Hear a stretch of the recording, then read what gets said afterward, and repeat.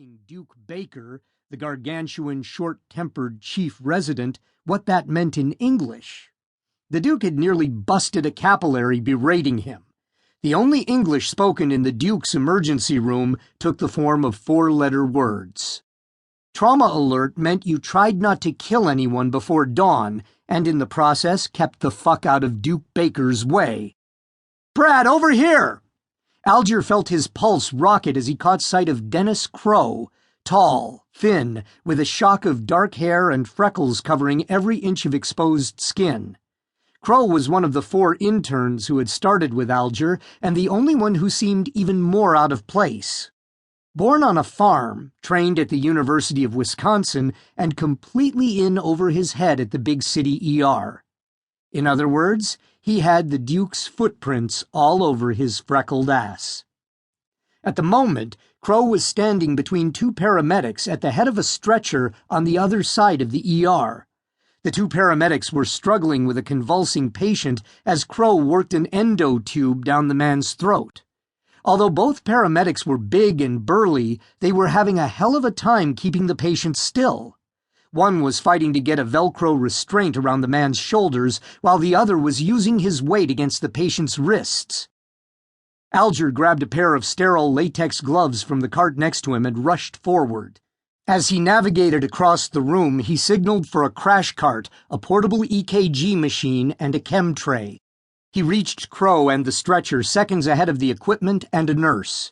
He watched as Maria Gomez began pasting the circular electrodes from the EKG monitor across the patient's chest. She was a big woman with thick folds of fat hanging from around her arms and neck, but her motions were fluid and practiced. Still, her brown eyes showed a spark of concern. Crow and Alger were both interns with less than a week of experience. No nurse in her right mind wanted to stand around and watch 2 kids playing doctor. Alger pushed the thought away. He wasn't playing doctor. He was a doctor. He focused his attention on the patient in front of him. Caucasian, maybe 24, 25 years old. Tall, muscular, with chiseled, boxy features and glazed, bright blue eyes. A blonde crew cut, military style. His shirt had already been cut away by the paramedics, and there was a tattoo on his upper right shoulder, some sort of dragon with red flames coming out of its mouth. No visible signs of trauma, none of the marks of injury that Alger would have expected from a car crash victim. He watched as Crow finally got the intubation tube past the man's epiglottis and into his throat. The man's chest swelled beneath the EKG electrodes, and Crow quickly attached an air tube to the top of the endo tube. As the patient's breathing resumed, he settled back against the stretcher, his eyelids rolling shut. Alger turned toward the paramedics. "What have we got?" The larger of the 2 answered as he finished fastening the Velcro restraint around the patient's chest.